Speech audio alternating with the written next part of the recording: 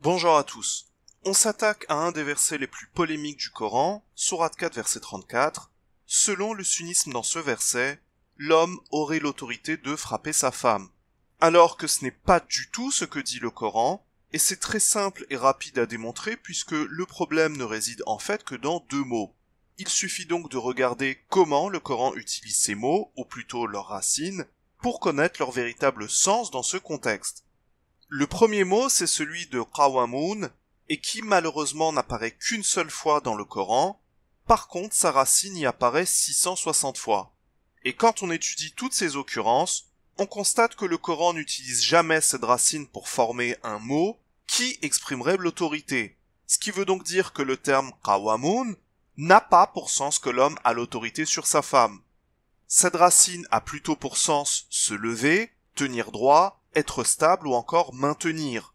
Et vous remarquez que, dans cette première phrase du verset, on a une indication précieuse puisqu'il est question de richesse. Et donc, le véritable sens est que les hommes doivent maintenir, c'est-à-dire entretenir leur femme avec leur richesse, tout simplement. Donc, rien qu'avec ce mot et cette première phrase, on comprend d'ores et déjà que le propos du verset, ce n'est pas que l'homme obtient l'autorité sur sa femme grâce à ses dépenses, et que ça lui permettrait de la frapper. Continuons avec le deuxième mot, adribuhunna. Cette racine apparaît 58 fois dans le Coran, et parmi ses sens possibles, il y a effectivement celui de frapper. Sauf que vous voyez qu'à la toute fin de cette liste, il y a trois utilisations qui ont notamment pour sens s'éloigner, stopper ou encore dégager. Ce qui donne donc pour notre verset, mais celles dont vous craignez leur impiété ou insolence, ça dépend si le terme est appliqué à Dieu ou à l'époux, alors exhortez-les, c'est-à-dire discutez avec elles, et délaissez-les dans le lit, c'est-à-dire plus de rapports sexuels et affectifs, wa adribuhunna, et éloignez-vous d'elles, c'est-à-dire plus aucune activité en commun. Voilà qui est beaucoup plus cohérent avec l'arrêt sexuel et affectif. C'est la continuité logique.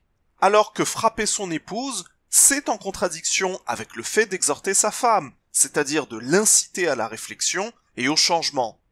Ajoutons que c'est aussi en contradiction avec ce que Dieu dit dans la Torah, à savoir que si quelqu'un frappe une autre personne, ce qui inclut donc le cas du couple, puisque la Torah ne fait pas d'exception. Selon la gravité des blessures, c'était soit le talion qui était appliqué, soit un dédommagement par paiement.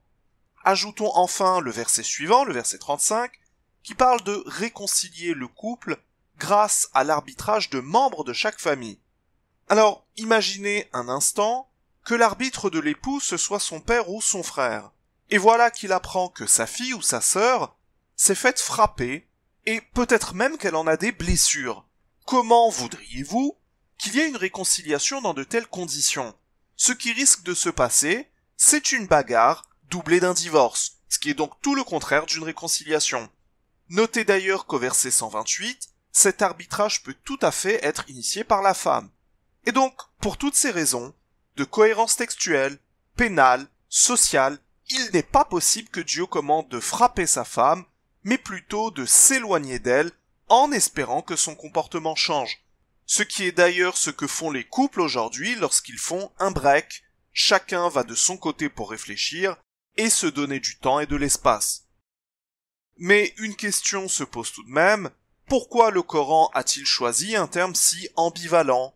Eh bien, c'est simple, c'est pour forcer le lecteur à envisager les deux possibilités.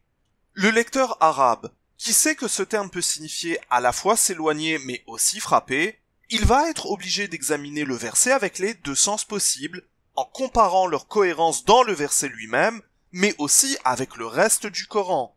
On a ici un parfait exemple de Dieu qui tente de faire sortir les Arabes de leurs ténèbres vers la lumière. Malheureusement, avec le califat et le sunnisme, ça a complètement échoué sur cette question.